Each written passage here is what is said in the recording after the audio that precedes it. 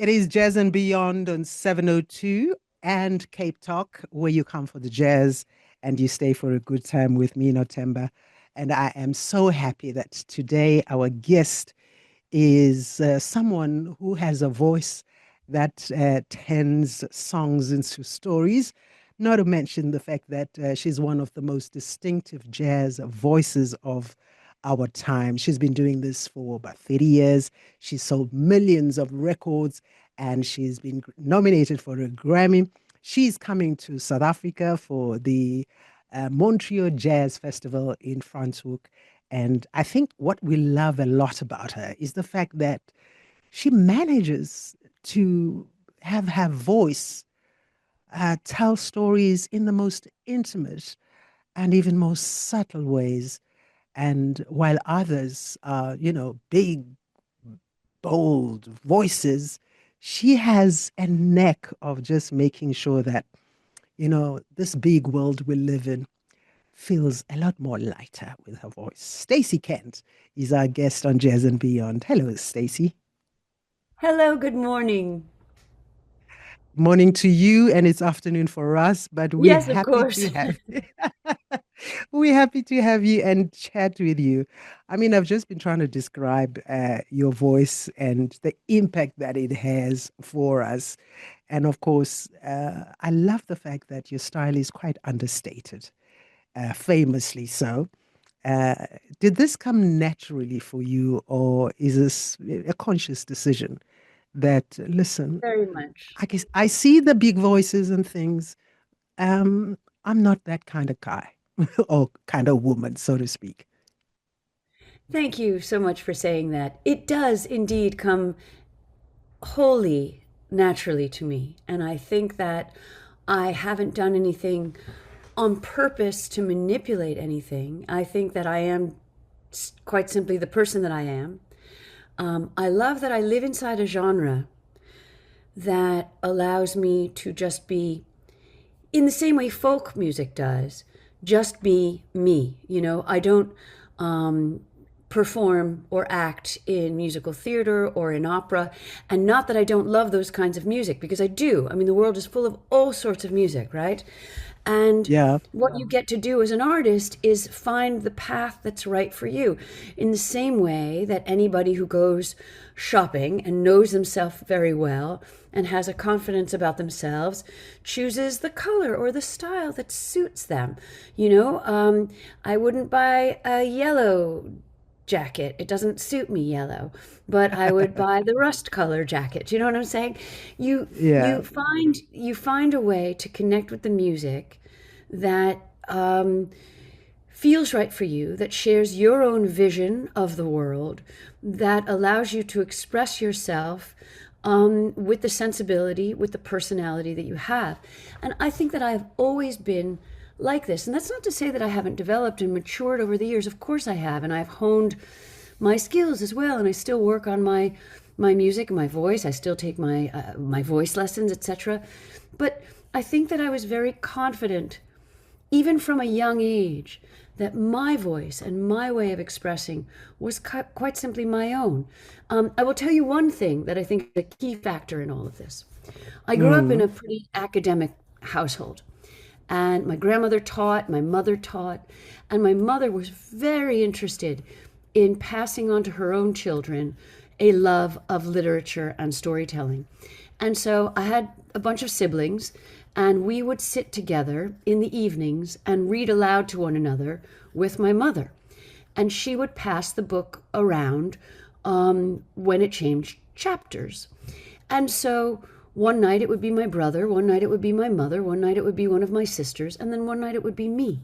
Whenever the book was put onto my lap and I delivered the story, and it wasn't my story, it was whatever novelist we were reading at the time, but the way in which I delivered was different from everybody else in my family. And I discovered as a little kid, years before I was a singer, that my way of delivering, my way of it being inside a story was my own intimate way. And I loved that. I delighted in the fact that my own storytelling, I can't explain why, but it just gave me lots of Mm. joy and also lots of confidence. So, I was never a big show stopping kid. And I was in all the school productions, like all my little friends. And there's one other key. I had a bunch of Mm, schoolgirl friends. We were a little close knit group, you know. And we were in a school that was mostly male because we were early on as one of the female classes that joined the school. And so there mm-hmm. weren't very many of us. And so we banded together as a bunch of girls.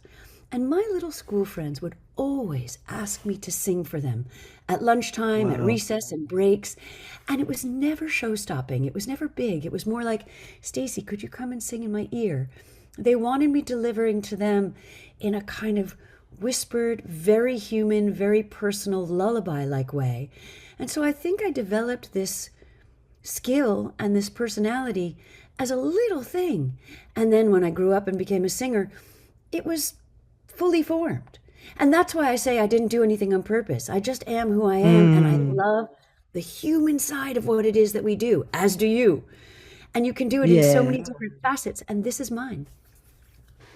And I think it's such a beautiful story and or backstory that actually explains also the fact that the literature involved in your upbringing, and you even started literature.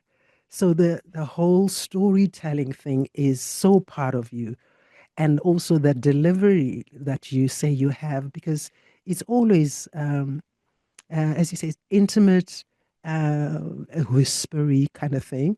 It's like you are talking or singing to an individual. You're not, so that's what makes a listener connect so with such endearment to your voice, because it's so intimate in that way.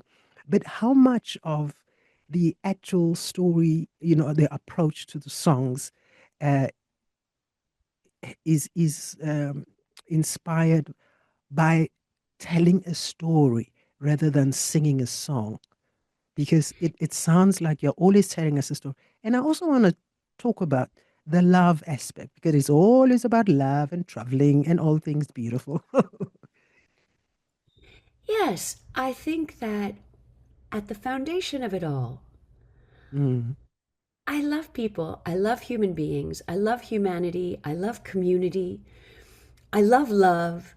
I think that I feel incredibly privileged that I get to live inside this world, within the world, that isn't just out there pointing out and looking for and investigating the differences in human beings. As somebody who travels mm, around the whole world, and I travel a lot, this is not just some small thing. I've been in just about 60 countries now. I see people all the time from different places, and I know that our day to day paths are different. And yet, everything about us is the same. If we cut our finger or we stub our toe, we have the same reaction, whether we're from South Africa or Virginia or South Korea or Denmark. We feel the same things.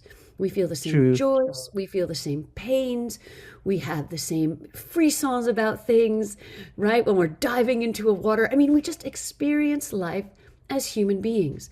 And the reason I love to tell these stories so much is because although those paths are different and we're strangers, we can so much connect by a story in a metaphorical way. When I sing these stories, they're not Mm, mine word for word, and yet I love the metaphor and the poetry of them. There's a great quote from, I'm a big film lover, by the way, and there's a great quote from Andrei Tarkovsky, the film director. mm, And he said at one point that if you take a book and you give it to 1,000 different people, it becomes 1,000 different stories. That is to say that we will all look at things and listen to things in our own way through the prism of our own experiences on the planet, right? And that is so true. people will feel it slightly differently on any given night, in the same way that we will. If you and I sit down and watch a film on a Monday in a particular mood, and the same film on a Thursday in a particular other mood, the way in which we might see it is also subtly different. It's those subtleties that I love to play with. And so, yeah, I do love to tell a story. I do love to invite people into my universe and say, because this is what the music does to me, by the way. I am completely Yeah. transported by the melody, Hmm. by the groove, by the lyrics, by the poetry of the whole thing. And I want to say to the people there, whether I'm recording or I'm in front of a live audience, come along with me. Let's go to this Mm. other place. And so I I love the melody. It totally moves me. I love the music. You know, as soon as music starts, I'm transported and I'm dreaming. And I just want to sing about it and tell those stories and bring people with me. So, that's basically it. There's a lot there, and yet it's so simple and comes so naturally to me. And we feel it, we experience it, and that's why you are loved so much for the way and your style and the way you express yourself with your music. Let's talk about love in terms of how, from back in the albums you've done in the past to now, as to how what you've learned about love that you might tell different stories about it as you have seen, experienced, or watched, or maybe dreamt of love. This is so much fun to talk about because I Mm, think that the intensity with which I enter into a song and approach the music has just inevitably changed. And I do so appreciate that. And I think that just comes with the fact that I go through life and I'm getting older, and um, everything just has more of an intensity to it. yeah. This is the great thing about getting older, is that the little stuff just kind of dissipates and withers away, doesn't it? And the stuff that Yeah, matters, it doesn't become important anymore. no, The no. the little stuff. It's like, oh, okay. No, I look at my nieces and nephews, for example, who are very Mm, young, in their teens and early 20s. And they're these people I'm close to, and I watch them, basically fret about things. And I can remember that girl, this one, who fretted about those things, right? At 22 years old. And now I look at mm, that situation and I think, really? I just shrug my shoulders and laugh. I don't feel it at all. I can't even find it. I can remember that girl, but I can't even find it within myself to feel those things. What's important matters now, in a way that I couldn't wade and find my way through before. And I also mm, think this is a cocktail. It's not just about my growing older and having more experience and growing wiser.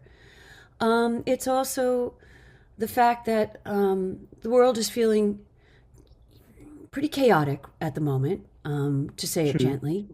And a lot of Yeah. people are struggling, all over the world, in all sorts of walks of life. And I think to present music as you do and make music as I do, and artists who write or paint, or even people who aren't artists for a living and may have another job, working on a magazine, and then they come home from work. All of us have a need, an intense need to create art, whether that's Mm, humming in the kitchen as you clean the kitchen counters or do your gardening. We all have this need to find a balance in life, and that balance is making art. There's a quote, I can't give this to you verbatim, but it is something that I think about a lot, because one of my great musical heroes, Leonard Bernstein, said something along the lines of, when the world is in chaos, when there's difficult times and aggression and etc. etc. You get the mm-hmm. picture. Yes. Um, we, Like as now. the musicians, have all the more responsibility and necessity to create it all the more intensely. And that is Mm, right. So I think that those two components are why when I sing these love songs and I go delving deep inside, boy, do they feel more powerful. And it's interesting to mm, compare, by the way. There are a few songs. I love to return to songs that I haven't sung or recorded in a long time.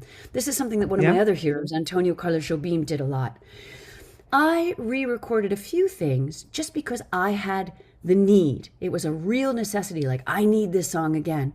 We returned to, let's say, I Wish I Could Go Traveling Again, which we recorded in 2007 on Breakfast on the Morning Tram.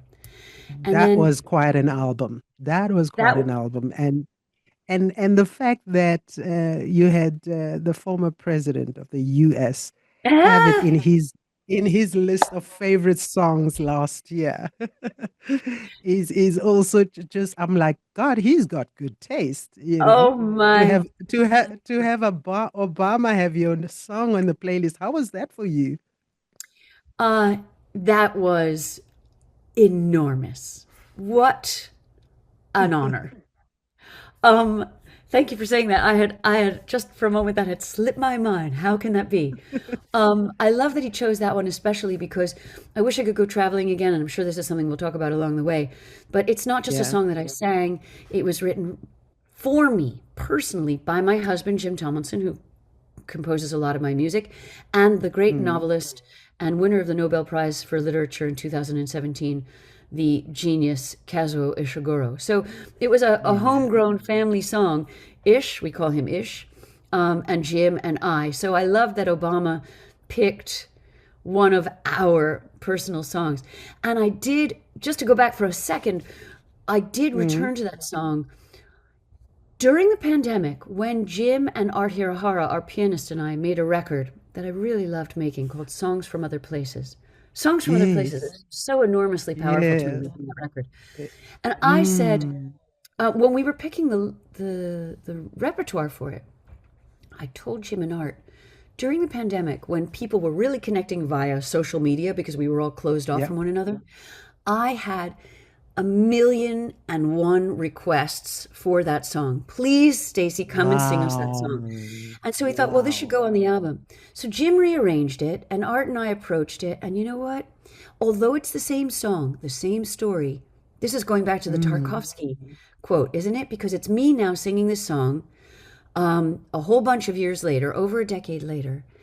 And when Art and I played it, the intensity of singing it was so different and off the chart. And I mm. couldn't help but giggle at this melancholic song that I sang in 2007 and I'm re-singing in 2021. And I went, oh my God, this feels so different. What a feeling to have something be so the same and so Yeah. different. So And so different at the returning and same time. revisiting, yeah, was just great.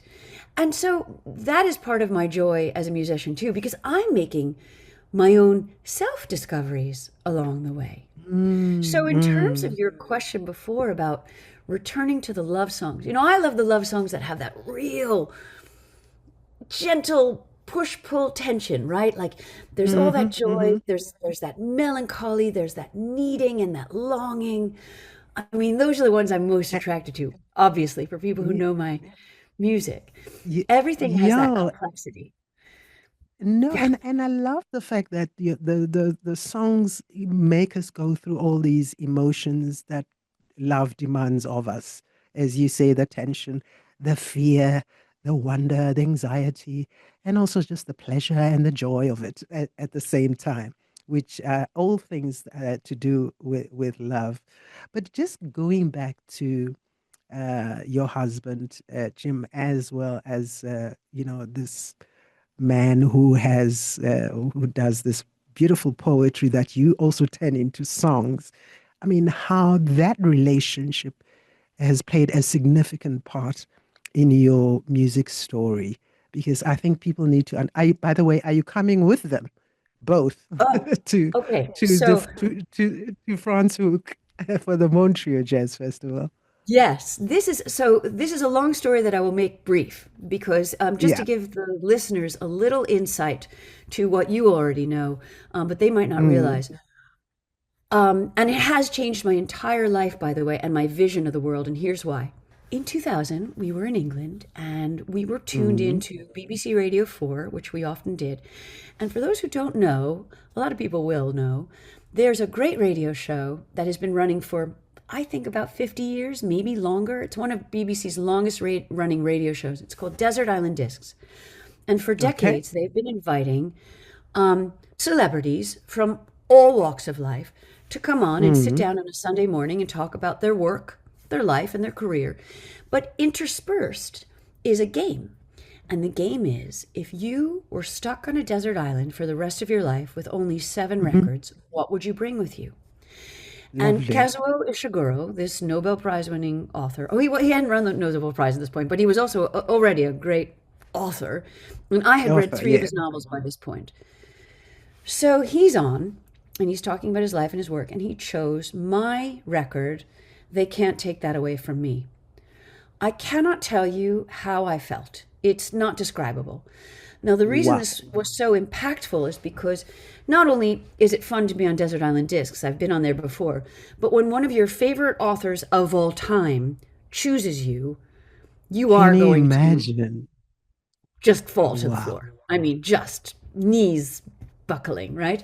So I wrote a quick email to the BBC and I said, "Hello, I'm Stacey Kent, and Kazuo Ishiguro was your guest on Desert Island Discs this week, and he just played me.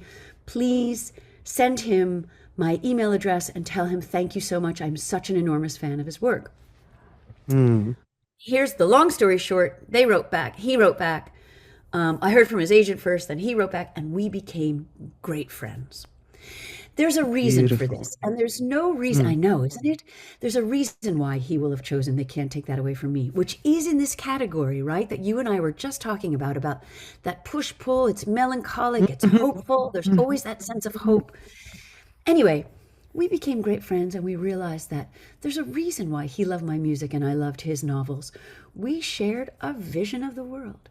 And 6 years later, when we were at a lunch, Jim, me, Ishiguro, and his wife Lorna, at some point, just out of nowhere, they said, we should write a song for Stacey.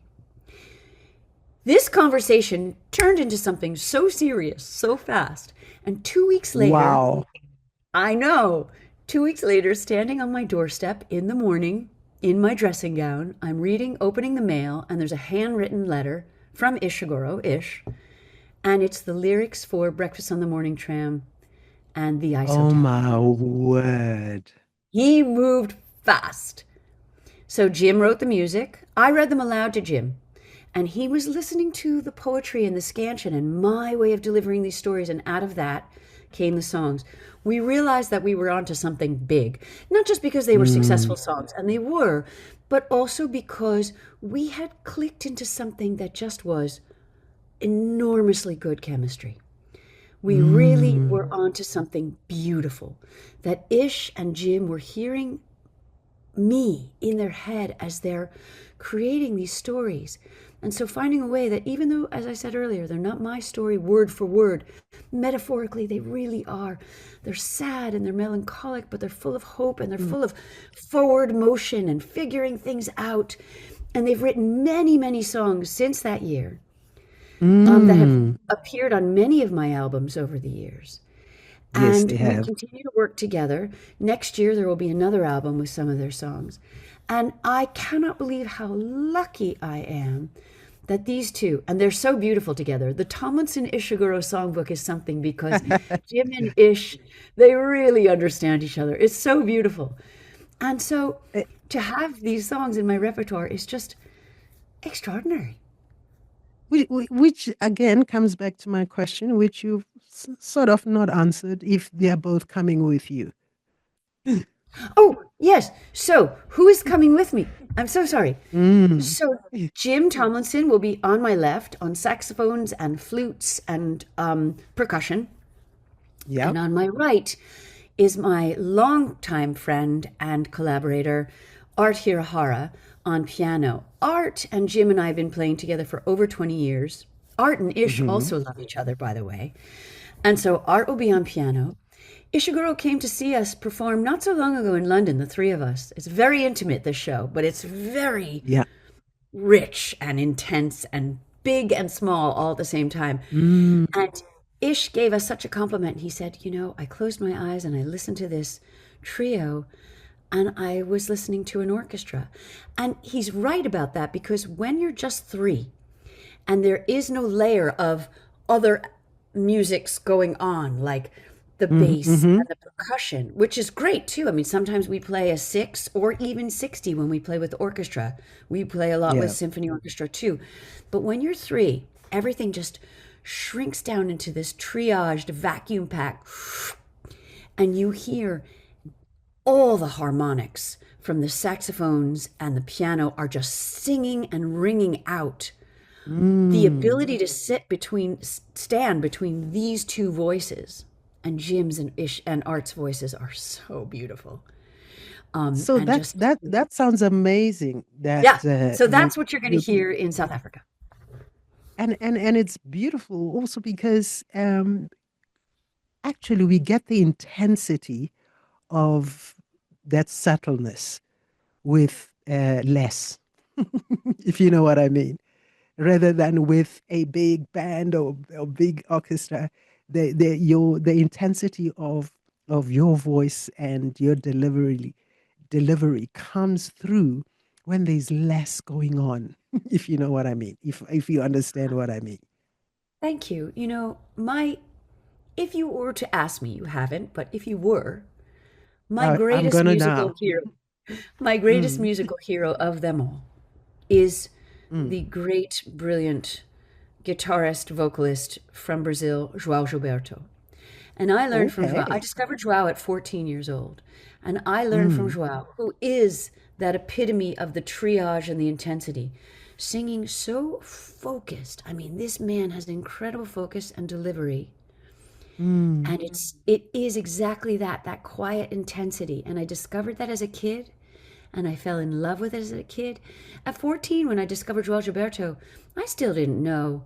I sang as a hobby, but I had no clue that I would sing one day professionally.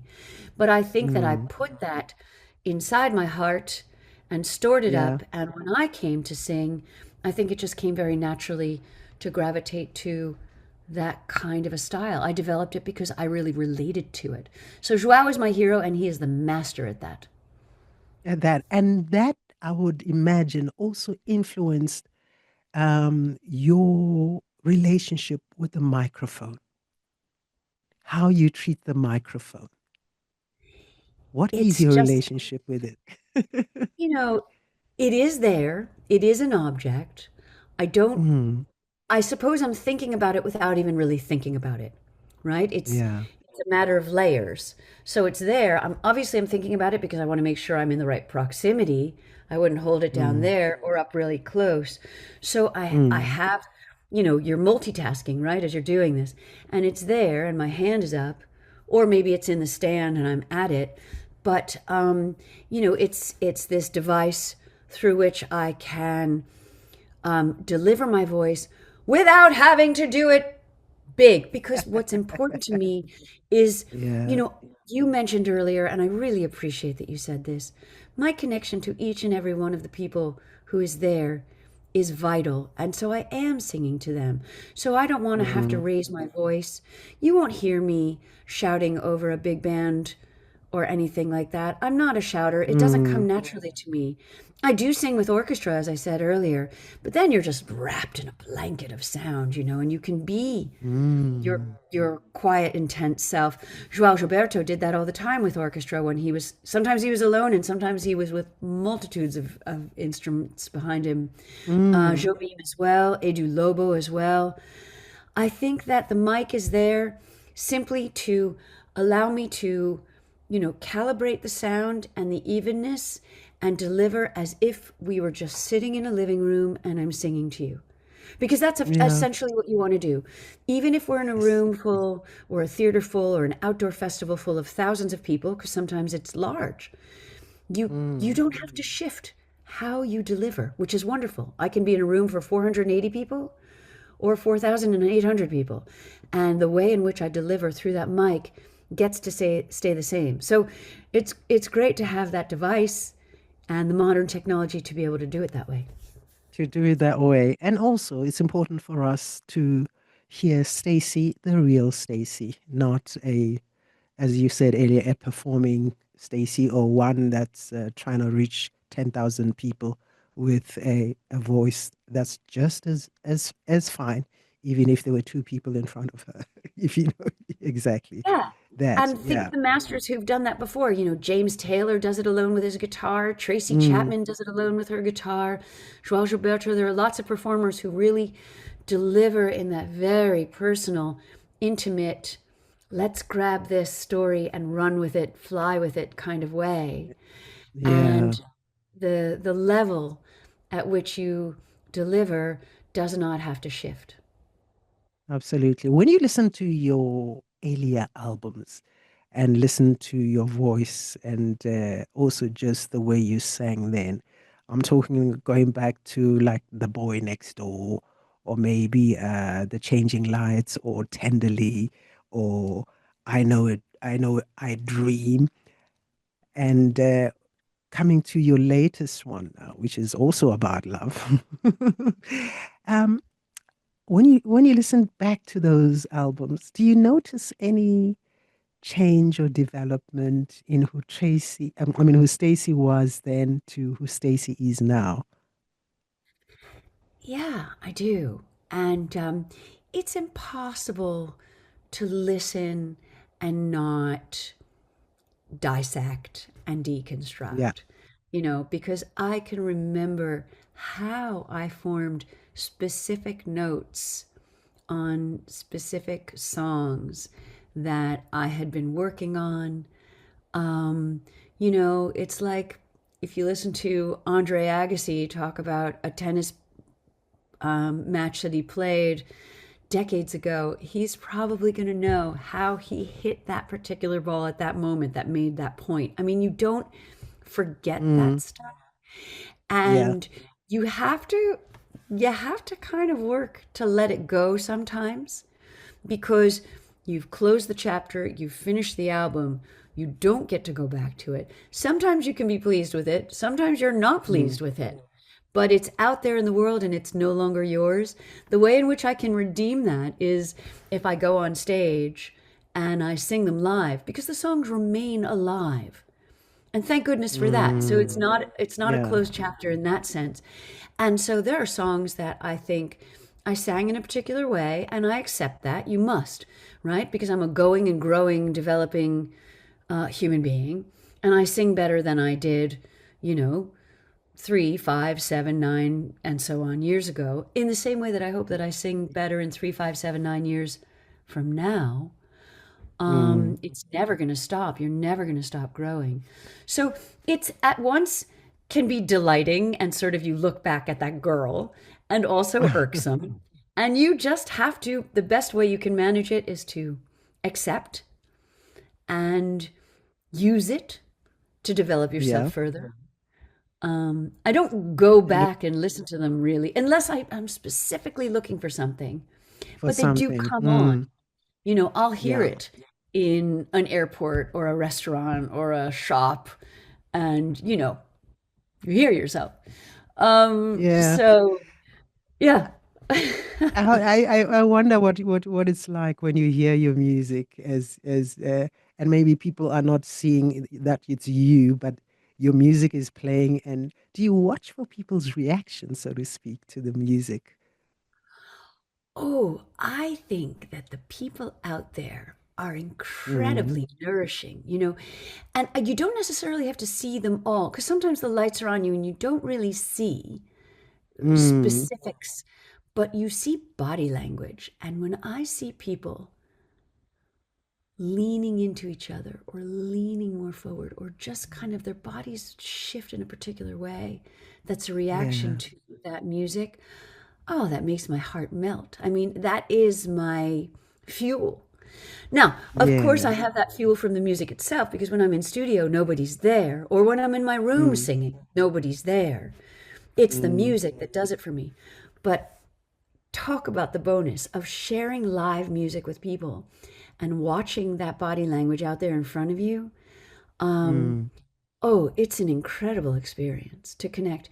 Even if yeah. you don't see them, you can feel them, you can sense them. I mean, it's You a can very feel the powerful. energy. You can You feel can. the energy. Yeah, In the yeah. same way that people I feel each other's energy. mm, It's we true. love to do things at home, all of us, don't we? We watch movies from home when we stream, but when you go into a theater and you feel people, it's a great feeling.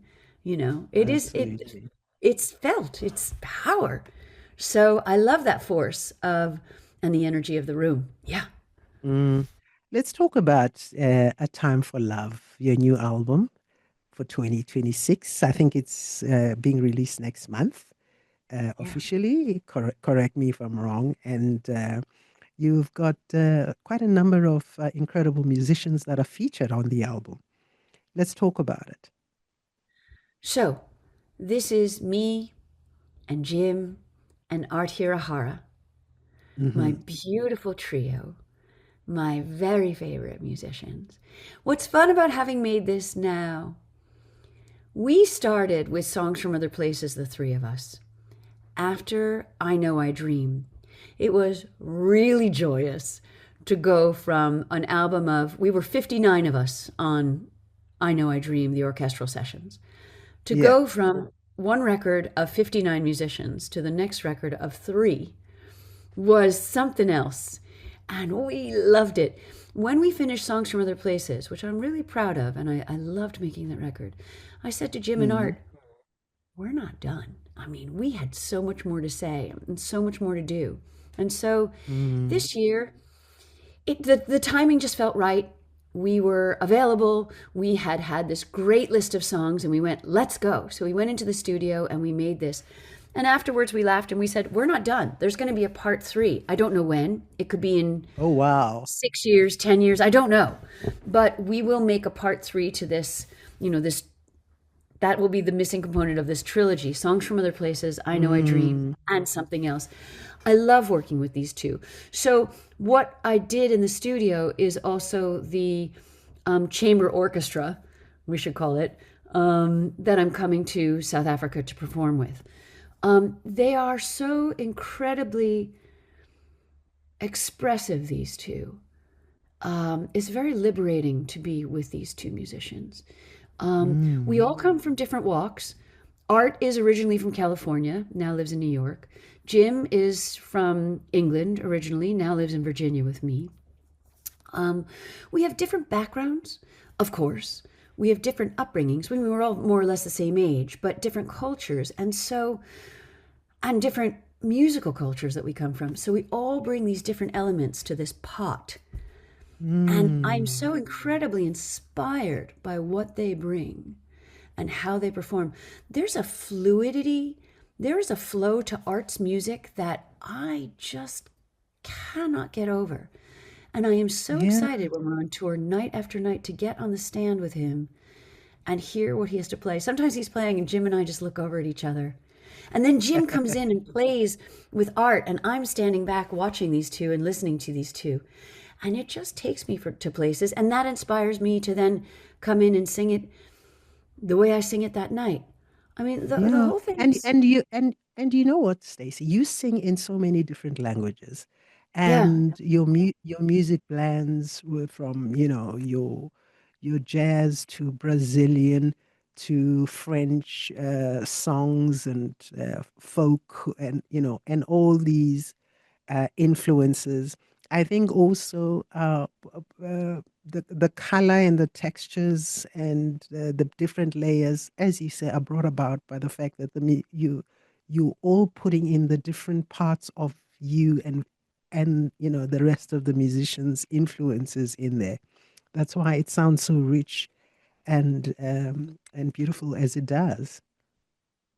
thank you. I mean, the languages are there because that too comes very naturally to me. And what people might not realize is that I was a language Mm. student and a literature student before I was a musician. So I grew up, my grandfather grew up in France, so I grew up speaking French in the house.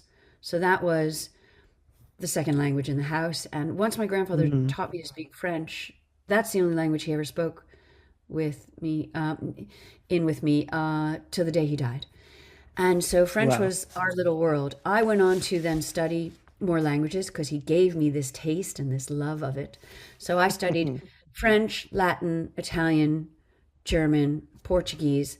I think because I do love language, because I love, as I said earlier, humanity within the language, the different ways in with Mm. which we express ourselves We have different idiomatic phrases. We also use, and we don't talk about this a lot, different muscles as we formulate. And so that makes me sing in a particular way. You don't do it on purpose. It's just that, Oh, if I'm speaking yeah. French, I'm using more muscle here.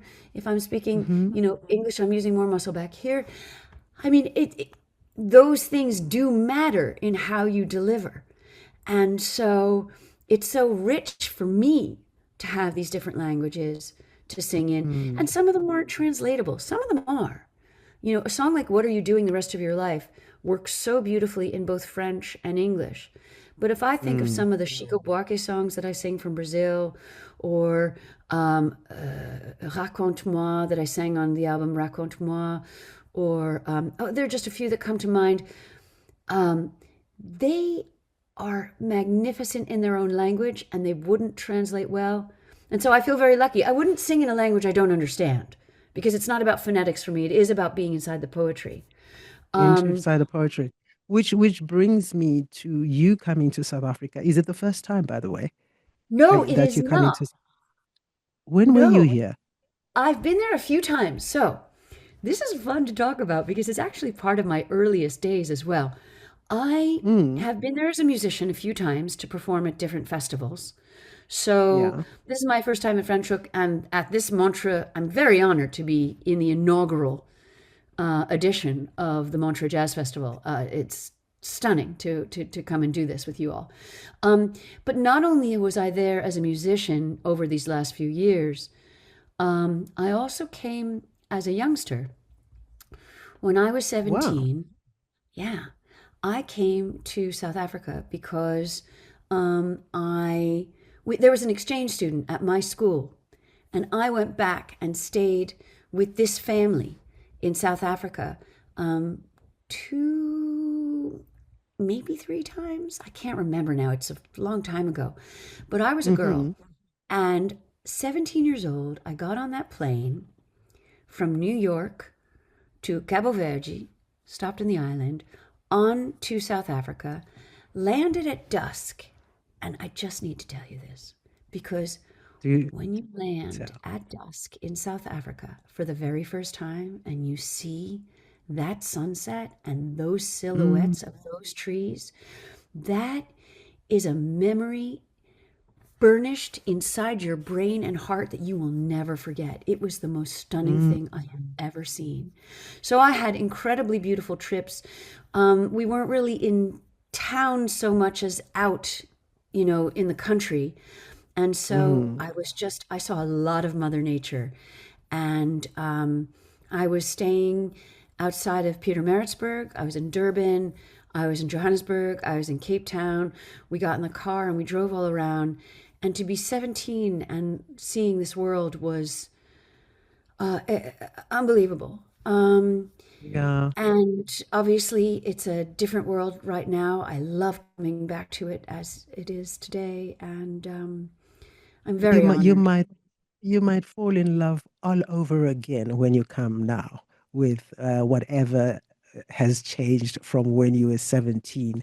And talking about your age, you'll be celebrating your birthday while you're here on the 27th. How are you going to I will. celebrate it? It's my birthday. I love that. It's so much fun to come out and work on my birthday. Yeah. So, when you're a traveling musician, Mm, holidays and birthdays don't have the same sort of import because you can be anywhere, yeah. without that kind of daily rhythm that you might get if you were home and working Monday to Friday. And so sometimes we're out on our birthdays or on a particular holiday, waking up next to my best friend, drinking a glorious cup of coffee, and looking outside the window and seeing the world, and then coming on stage to play at the Montreux Jazz Festival in Mm. South Africa for the very first time. I cannot think of a more delicious way to spend my birthday this year. Wow, listen, I'm sure you're going to have a delightful birthday celebrating it here in South Africa at the Montreux Jazz Festival. Well, I hope we'll be able to sing along with you. If you will make sure they wish you happy birthday when we're on stage. Listen, thank Okay. you so much. Thank you so much for talking to us on Jazz and Beyond. And we look forward to meeting you at the Montreux Jazz Festival. And I'm sure you're going to have a great time. So many people, I love your music and I'm looking forward to your performance. Thank you so much. It's been so much fun to talk to you today. I really appreciate the invitation, and hello to everybody who's coming along. And I would like to say thank you to all the people who've already found me on my social media pages saying, "You're coming to South Africa." I love the warm welcome from so many people that I'm already receiving on my, Instagram and Facebook. You guys are so resourceful. You come and find me. I've had a few requests from people who say, "I know you on record, but I don't know you live." So this is, we're very, very excited. So have they already given you your repertoire, what you must play or what you Well, must sing? I always try and balance it because I'll take some of those requests, and of course there are songs that I want Mm, people to fall in love with for the first time, like from my new album, sure. that they won't Mm, request because they don't know them yet. So I try and do a good balance, but I really do try and pay attention to the requests. But I've already had requests for one I remember off the top of my head is Les Autres Marches, the Jobim, iconic uh, song. Of course I of will do it. course. Thank you to whomever wrote me that one and asked. It's very special to me when you guys tell me what's in your heart and you want to hear. So, but again, thanks Beautiful. for the warm welcome to you and all of you guys at the radio station too.